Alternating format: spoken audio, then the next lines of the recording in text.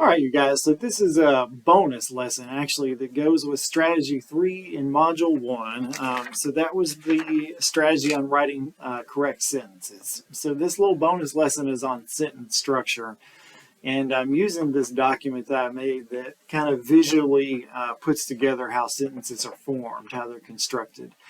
And I've also put a copy of this for you on Canvas, but we've got it on screen, so you don't necessarily have to pull it up right now. It's just a one-page document that I'll work with on screen with you. But again, this goes with strategy 3, which is why I've put it within that structure, within that nested structure of assignments. But the reason that I developed this chart is to show sentence structure, but show it in a lot of different ways. So I've kind of done it with words, I've done it with arrows and diagramming, with color coding, and so the intention here is to show this concept in a lot of different ways on one different page. So, if just kind of reading it off the page or hearing me talking about it, doesn't clarify the skill or the concept for you, then maybe one of the ways that I discuss this this topic in this video will. Okay, so I'm going to start here at the top. The key to mastering sentence structure, and that's what we're working with the compound sentences, the complex, the simple sentences, is understanding how its elements are a hierarchy. In other words, something that is listed from large to small, or most important to least important. Although in the world of grammar, I wouldn't say that things are less or more important, but certainly smaller grammatical units. So a hierarchy that can be divided into smaller and smaller grammatical components, and how those units form the whole.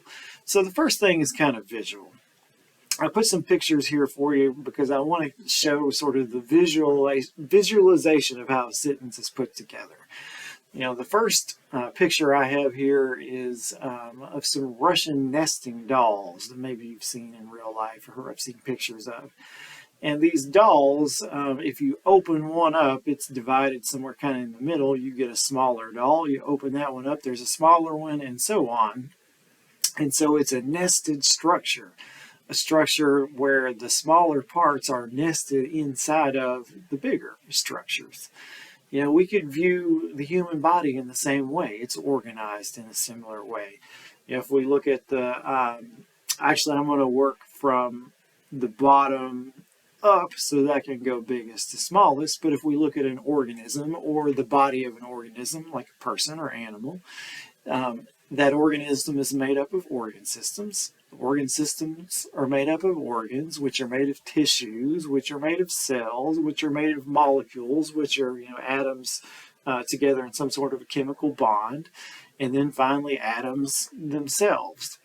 So in the same way that a person's body or an organism can be broken down into smaller and smaller parts, so too can sentences in English. And I'm about to get to the nuts and bolts of it. The last picture I put here, it's a child's drawing, but obviously it kind of shows the concept that a body is made up of many systems, and those systems are made up of many parts. So let's go to actual grammar here. And I'll read the concept off. This is sort of our key concept for this lesson.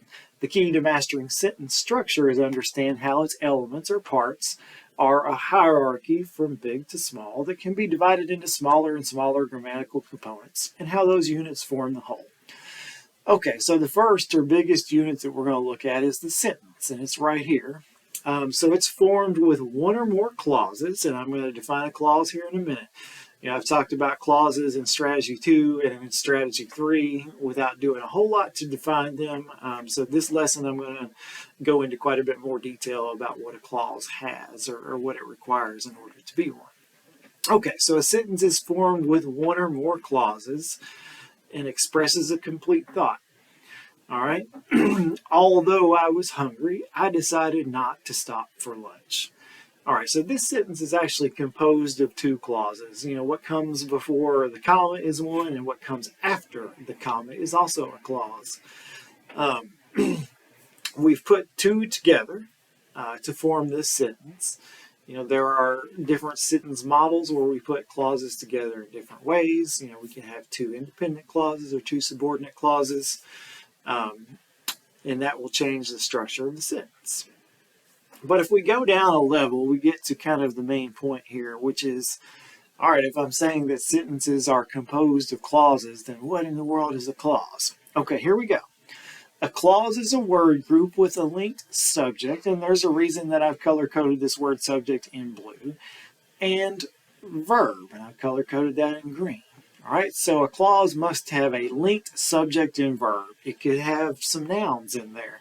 It could have verbs that are not linked to the noun in a subject-verb relationship, but if it doesn't have a linked subject and verb, it is not a clause.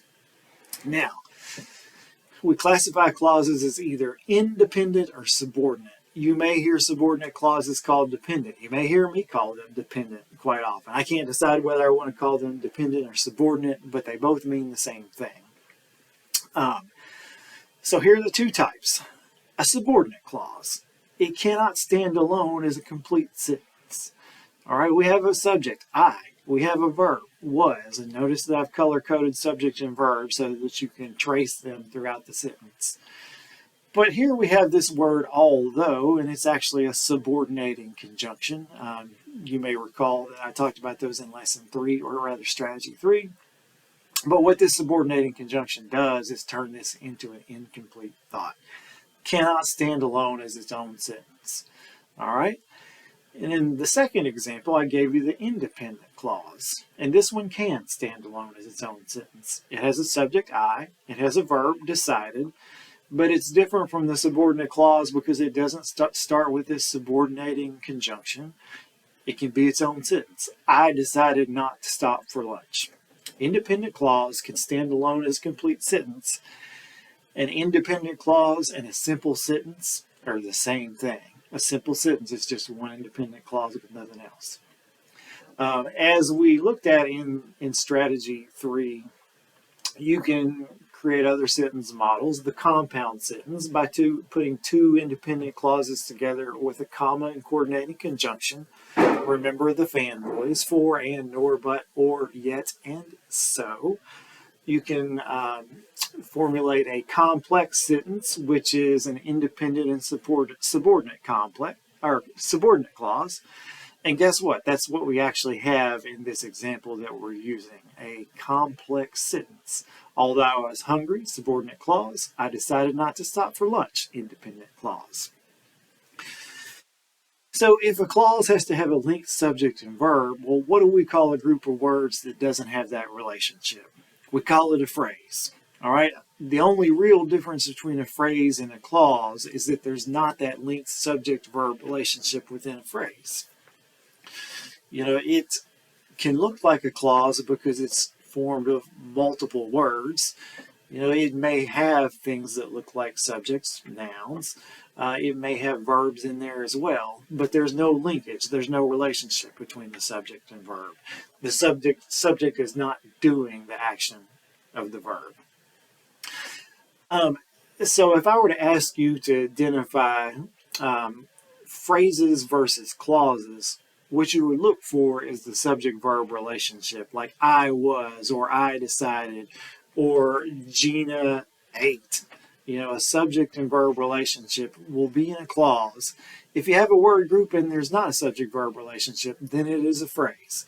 And there are a lot of different kinds of phrases. I picked out the ones that are part of this example sentence, the infinitive phrase and the prepositional phrase. But kind of like I've said on a lot of topics, this is nowhere near a complete list. There are many other types of phrases, participial, adjectival, adjective phrases, all kinds, that some of those that we'll get to and some of those we won't in the course of this.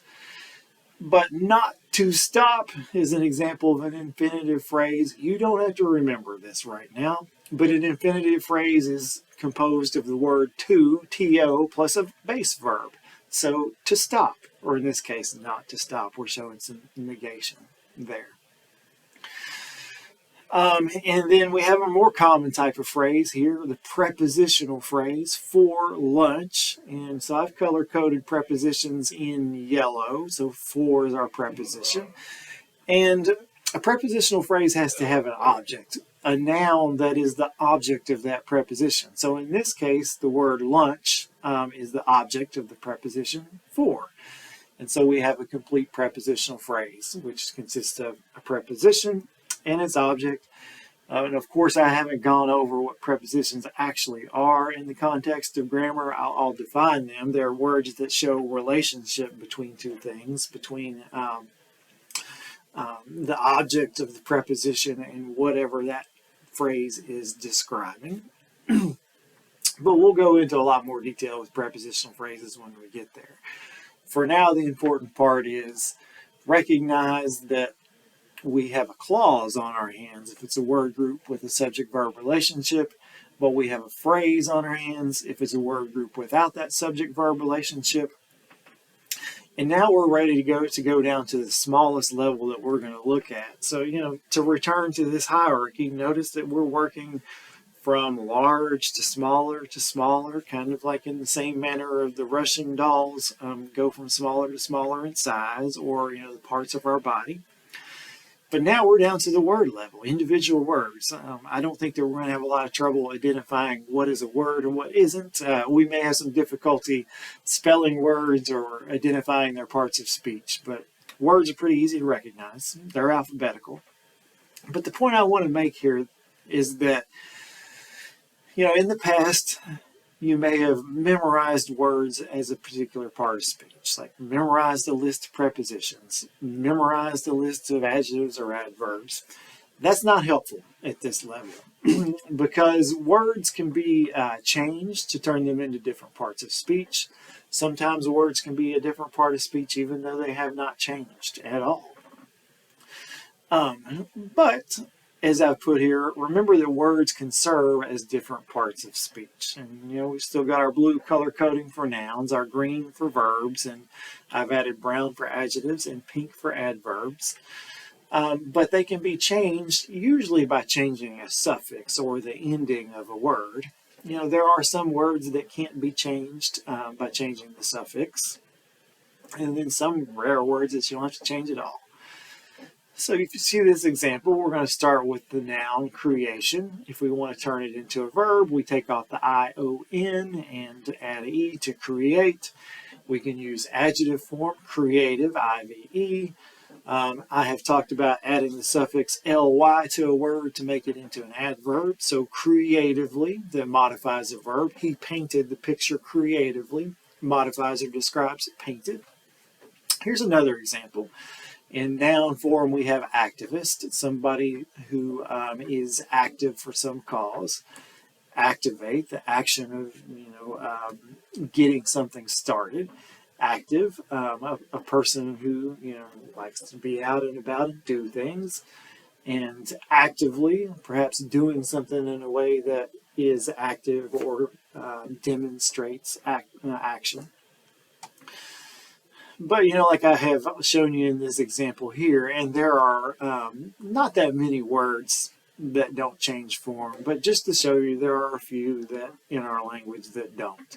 Like noun form of like, we won't see his like again. Verb form, I like you. Adjective form, the two dogs are of like temperament, describing temperament, the noun. Don't look at me like that. Adverb form, modifying look or describing look. This last one actually is a joke. I totally need to change the oil in my car. That's not necessarily grammatically correct. In class, we decided it was a modal auxiliary, something we haven't talked about, but it is a word that intensifies the meaning of a verb. So in this case, it's intensifying the meaning of the word need, just like the word totally is also intensifying the word need. Anyway, this last part is not important to remember. It's just there as something kind of fun. But that is the hierarchy of sentence structure. So, part of being able to break down sentences and determine which parts of speech are which and how things are working in the sentence is dependent on knowing their structure, that you can break them down into smaller parts. So we start at the largest level sentence. We break them down into clauses, which are parts of sentences, but still have a subject-verb relationship. Those can be broken down into phrases, which are word groups that don't have a subject-verb relationship. Finally, we could break those down to individual words that can serve as different parts of speech, depending on how they're used in a sentence. Are we going to break it down to individual letters? No, we're not. We're not doing phonics in this class. But it gives you a bit of an idea of how to break it down, and hang on to this chart as a resource. Pull it back up as you're doing some activities that have to do with sentence structure, like maybe the work that goes with strategy 3, or we have a review sort of practice test that's coming up pretty quickly. So you're more than welcome and encouraged to use this sheet to help you as a reference as you go through that work.